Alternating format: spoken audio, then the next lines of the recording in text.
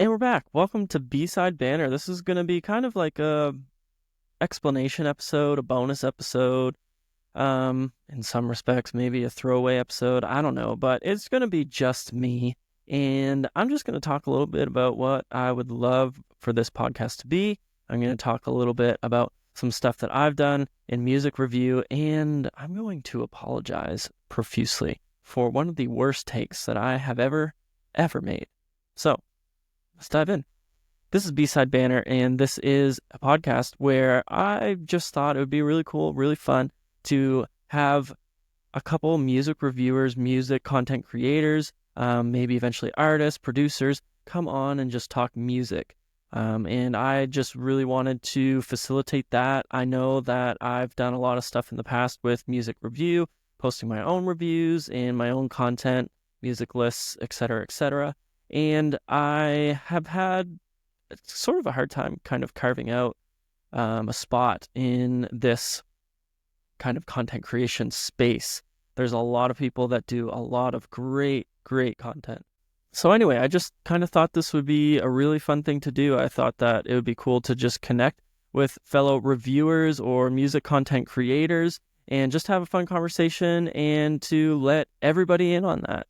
And so that's what this is. There's not a whole lot of specific, I guess, formula to follow for each episode. We're going to talk a lot of the time specifically about what the co-host or the other music content creator specializes in. A lot of people specialize in hip hop or indie music, or they have like something that they've been doing, a series they've been doing. So we're going to talk about these things so it'll look different pretty much every week, and it's going to be a lot of fun. Now, to me, I need to apologize because one of the most egregious mistakes I have made with my own stuff is my rating of Chappell Roan's album. And I love that album. I've listened to it constantly, probably one of my most listened to albums. And when I put my list out, I did a 5 best and a 5 worst songs. And nobody cares about the best songs. Like, let's be real. Everybody is commenting on the worst songs because when you say worst, it has this connotation that these songs are actually bad. And yeah, it's a little bit of a pull to try to get you in to comment and to say how wrong I am. But in all reality, there aren't any bad songs on this album. There's 14 tracks and they are all really good songs. It was really hard to come up with this particular list, but I still bumbled it. And one of the worst mistakes I made was I put Coffee as her worst song. And I have gone full 180 on that. And I now think that Coffee is her best song on that album. And so I was just in a mood. I don't know. When I was first listening to that, I really thought she was much stronger with her kind of just really energy focused pop songs. And her ballads just weren't as good. I still thought they were good, but not as good. So I obviously had as my best songs, the typical Hot to Go, Pink Pony Club, Feminine Nomenon, etc.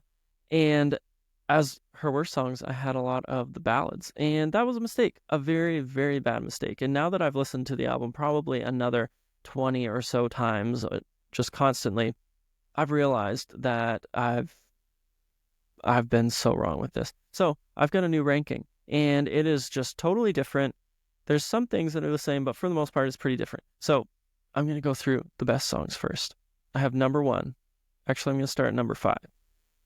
Super Graphic, Ultramodern Girl at number 5. Really like that track. Pink Pony Club at 4. It's, maybe a little overplayed, but it is just so powerful of a song. And obviously it's brought kind of most of her fame. So it's an amazing track. Then I have Kaleidoscope at number 3. And that's a new one. Pretty sure I had Kaleidoscope on the 5 worst tracks. So really love that. I think the lyrics are great. I think the production is great. She's really, really good at these ballads. Her voice is really strong. Number 2 is Feminine Nomenon. That's still just one of my favorite songs. And I think I had that at number 1 before. Now, number 1 is Coffee. And it's great. It's a great ballad. It's really simple concept. It's just a peek into Chappell as a person. And I think that I totally slept on it. And like I said before, I was just in my positive era and not in my sad girl era. So I couldn't appreciate Coffee for what it was. All right, for what you guys really want. And this is my new worst songs of this album. And again, I say worst songs, but they're not bad, okay? Okay, they're not bad. Sometimes when I say worst songs on some albums, there are some bad songs on there, but not for this. Number 5, After Midnight. I just don't think it's as strong. I think it's still catchy. I think it's still pretty good, but just not as good as the other tracks. Number 4, Picture You. Number 3, Guilty Pleasure. I get annoyed at that song. I'm just not. It's not really here for me. I still listen to it and still think it's a pretty solid track, but I don't love it. Number 2, Naked in Manhattan. Number 1, My Kink is Karma. This is probably the only song that I don't. Actually, probably 2 and 1. Naked in Manhattan and My Kink is Karma are probably 2 of the songs that I don't always listen to. Sometimes I skip them. I don't think this album has skips, but as you listen to an album more and more and more, sometimes you just skip through songs that you're just not as interested in. Those are 2 of them. That's my new ranking. The worst is My Kink is Karma. I feel like that's more of a consensus, but I'm sure people will still be upset at that. So again, I need to apologize. I've done all of the Chappell Roan fans out there so bad, but I take it all back. Well, not all, but I take the main thing back, and that is Coffee. I do think that is her strongest song. So again, here is just a really short episode. I'm probably going to post this as a full episode, even though it's only a few minutes long. Thanks for listening, and I am going to have another guest on very shortly.